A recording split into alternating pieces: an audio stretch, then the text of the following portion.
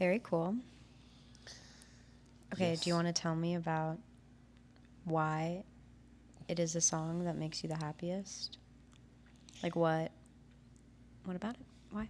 Yeah, this was like And when why you. was it the first one that you wanted to Yeah. share also? So there's when you asked me to like, I told you about this already, but like when you asked me to make the list of like 5 to 7 songs that make me the happiest, it was like really difficult for me, Mm-hmm. and I ended up with like 33 songs, and I could not condense them. That's like kind of insane, but that's kind of great. I know. I could not condense, and they were either. I stopped at 33. I could have like gone on, obviously, like Right. And this is just songs that make me happy. There's a lot of songs that I love that make me feel sad or like something else. Right. But this one was the first song that like always. It's just like it's always the first one. Like Are you trying to... it was always the first. I How don't are know. you It was defining this. happiness though? For like what? Like is it because it gives you a feeling or Yes. So or I'll tell you what the okay. song means to me. So the reason why this one Mm-hmm. was easily the first one to make the list Mm-hmm. is because here's the memory that my brain associates with this song. Um, growing up Mm-hmm. in Faridabad. Okay. Not- Where's Faridabad? Okay, Faridabad is a city neighboring Delhi. Delhi is the capital of India. Mm-hmm. So it's kind of like living in like right outside the big city is what it kind of feels like living in Faridabad. Mm. Like imagine if you were Like you're a suburb outside of the city. yeah, Like yeah, how yeah. like where I live, like how I grew up on Long Island and it's right outside of Manhattan. Yeah, exactly, thing, yeah. exactly. Kind of like that, yes. So Faridabad, not exactly a lot to do in that city. Mm. So growing up, uh, I had a group of really close friends, Mm. and one guy had a car, Mm. Samarth. The one And guy that has the yeah, car. There's the always one. The one guy who gets the car early, Mm-hmm. who gets the first person to get the car is responsible to Yeah. pick everyone else up, and then Yeah. we just used to. Okay, this sounds really wrong, but like we used to just drive around and drink Okay. as 13-year-olds in Faridabad do. This is horrible. 13? I know, right? It's like kind of traumatizing when you think about it. Okay, but he got a car at 13? I know that's also And he was wrong. driving around the car at 13. Allegedly, this is all alleged. See, it's all- Allegedly. it's all- this is Allegedly. fiction, you guys. This is not real. I'm just making these stories up. This Is never that happened. is that common in India? What's the common? Yes, it's very common. We're not going to talk about it here. But anyway, so Samarth was the guy who used to pick us all up. And Mhm. Samarth is like one of my closest friends. Mhm. And every time he would come to pick me up, and I would open the car, as soon as I would sit down, this song would start. And those drums, Oh yeah. So this was They're one of just- his favorite songs. yeah, Mm. exactly. He kind of, see, when you're friends with Samarth, he kind of pushes music on you. Okay. Even if you really don't want to listen to it. I mean, he has the car. He's in control of the Exactly, that's the thing. So he has the car. It's his car. music. He's gonna pick us up. Mm-hmm. So it's his music that we all have to listen Mm-hmm. to. But okay, every time he used to pick me up, Mm-hmm. even now, sometimes when when I go back to India, Mm-hmm. I went back to India in February. Mm-hmm.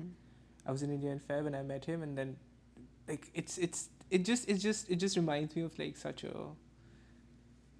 weird, nice time in my life where I was Yeah, when you were a 14, teenager. 15, 16, and hanging out with my friends, and this was the car that this was the car, no, this was the song that we would listen to when the levee breaks. Mm. This was the song that was always playing in the car on repeat. It's just so special, that memory of being 15 and drinking with your friends And driving around. and driving around, because you don't know that's bad, right? At 15, I mean, you do. I but mean, you do and you don't. you kind of do, but you kind of want to ignore it. Yeah, for sure. I don't know. Yeah. So that's it's something that I would never do, right? I feel really uncomfortable being in a car with someone when people are drinking. Obviously now that I'm an adult and I know what that means. Right. But as a 15-year-old, No, yeah, when you're a reckless teenager Yeah. and you're It just- experimenting and trying for the first time and you Fuck want to yeah. do stupid stuff, like Yeah. for sure. That is a stupid thing to do that is Yeah. kind of fun. Or you get a 75 cent. That's the Indian conversion, by the way. Like, if you convert the amount of Indian rupees we spent on that tiny bottle of vodka that we used to get, it was probably like 60 cents or something. wow. So the cheapest vodka we could find. Mm-hmm. But yeah, anyway, it was mostly beer. We used to drink Budweiser Magnum. Oh yeah. Yeah, it's the black Budweiser, which is like stronger than the other Budweisers, because we thought we needed The strongest thing ever. Yeah, we need the strongest beer possible for this. Even though you're drinking for the This first song. time in your life, probably. Yeah, let's say that. Okay. It just instantly reminds me of my closest group of friends. Mm. Udit, Samarth, Anandi. Does it make you Just- feel like...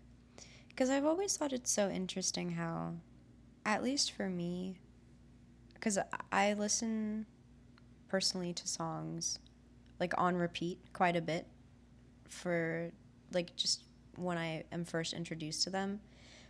And sometimes now when I listen back, they're very heavily associated with the feeling. Like they just bring back these feelings of whatever I was feeling or however I thought I was at the time that I was listening to it. And is that just kind of, is that why you listen to it?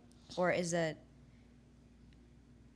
yeah, is that like why you listen to it? Or is it more... I just feel like it reminds me of, like I said, just being 15 in the front seat of Samarth's, old as fuck Swift.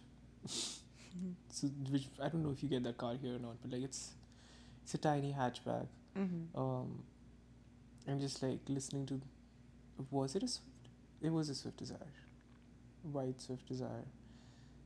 And just like 5 guys in a car listening to When the Levee Breaks. That's what it reminds me of, and it's just like really, really special. That's super cool. Especially because of the way the song starts. It's just like really iconic, right? The way the drums come in. It's just, you would know in like a millisecond what song it is. So there's that. And also I've noticed that I don't think I've listened to When the Levee Breaks. Sorry. I don't think I've listened to When the Levee Breaks on repeat by myself on my headphones. But if it comes up on shuffle, I'm just like, whoa. I see. It just makes me like... It just brings you back. Yeah, it's definitely that. It does that in a very strong way. There are definitely songs like that are just so associated with a time in your life, especially when it's a time in your life that feels distinctly different from a time from how you exist now and how you feel about your life now.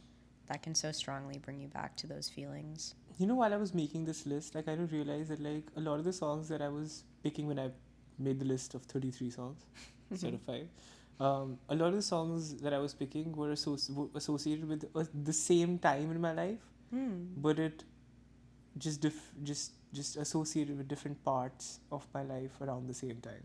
Interesting. Do you think that's because that was one of the happiest times in your life, or do you think you look back at that with the most happiness, that time in your life? I don't know. Like, as I talk more about the songs that I'm going to play, you're going to notice, and I also noticed that it really has a lot to do with how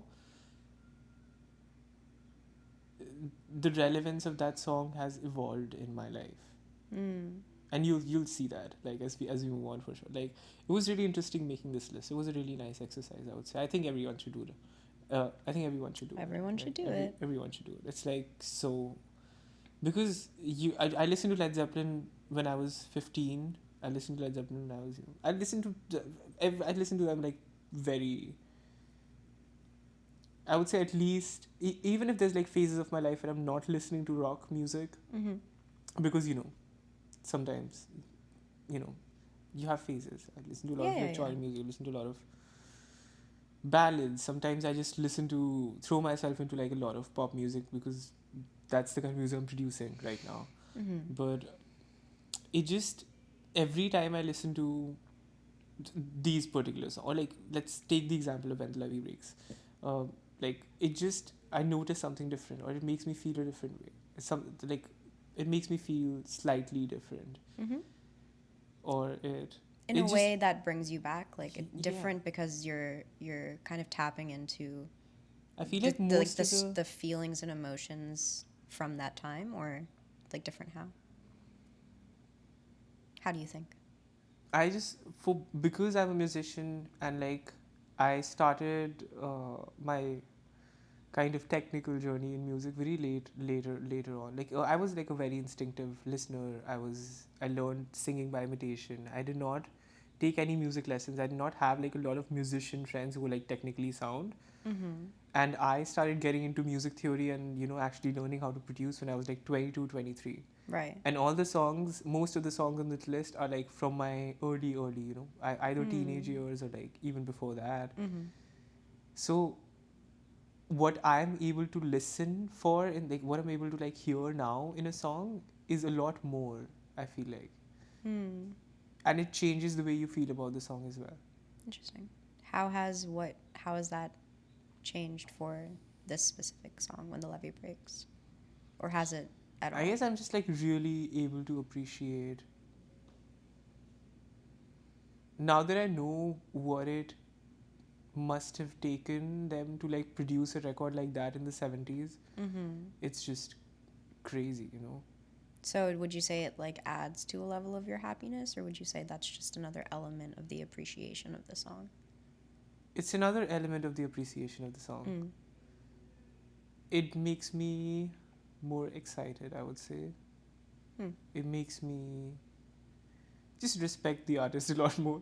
Honestly, like I was like, this guy is God when I was 15, and now I'm 29. I'm like, bro, this is like beyond God. This is like, what the fuck is going on? Like, I thought this guy was God when I didn't even know, but He's I more didn't than even God. understand what he was doing. Like, Mm-hmm. now that I like kind of somewhat have an idea of how they did it, it's just like Even better. you would think that if you had a cake in front of you and someone told you exactly how it's made, Mm-hmm. it would lose its charm. But like I that's see what that you're this is not saying. one of those cases. Yeah, no. Here I'm just like, what the fuck, bro? You're in even more awe given Yeah. how much work you know And also and the type because of work you know was put into it. yeah, and it's just like so. I don't know. There's just something about the more we get kind of taken over by perfectionism in music, the more I kind of value the live element Hmm. and the fact that this song in particular is like so live. Mm-hmm. Um, yeah, it just makes me appreciate that even more. It makes me miss that, honestly, because like I'm pretty like not pretty sure. I'm like 100% sure that nobody's going back to that anymore. Really. Everyone is just like recordings have to be perfect now. That's the thing. Like they just like Do you feel like you end up doing that also in your artistic I practice? feel like everyone has to do that because see now your ears have regulated to. It's about where the baseline is, right? What's the default? Now the default has been like stretched so far in the direction, like so far close to perfect, that anything else is just gonna not take off. People are not gonna want to listen to it. They're just not gonna think it's good enough. Yeah, and there's another song in my list that's actually gonna prove it. I'm gonna actually play that song now, so Okay. you actually understand what I mean by that. So I'm gonna what play a is the song. next song? Yeah, I'm gonna play a song. This one is like this is the only Hindi song on the list. There were more songs when there was like a list of 33, but as I started condensing, I realized that like if I have to, I was not to throw any shade on Hindi. I love Hindi music. I talk mostly in Hindi with my friends, but like my musical journey has just been mostly very different from like other people around me, and I just only used to listen to a specific kind of music more. Like I just used to listen to a lot more of English music. I don't know why that is, honestly. Probably because like I like singing a certain way and the phonetics are very different when you're singing in Hindi. Right. I don't know. I'm not going to get into that, but like this is the only Hindi song on the list, and I put it on there because this is the song that my mom sings whenever you ask her to sing something. Oh. Like as a child, I've heard her sing this song so many times. So it just reminds me of her. Mm-hmm. And she used to like sing it with the whole. She used to sing it always. It's like one of those situations where it's a dinner party with like my dad's friends and all. And, like everyone's sitting and everyone's like sufficiently drunk to start requesting people to like start Start singing. singing, yeah. You know how it is. I know it is. So, and my dad would ask my mom to sing, and my mom would always sing this one song. It's called "Ik Pyar Ka Nagma Hai." It's an old song. I'm gonna play it, and then I'm gonna talk about the whole perfectionism thing that's there in music now. Okay, this is a good. This is gonna give you context. "Ik Pyar Ka Nagma Hai," Lata Mangeshkar and Mukesh.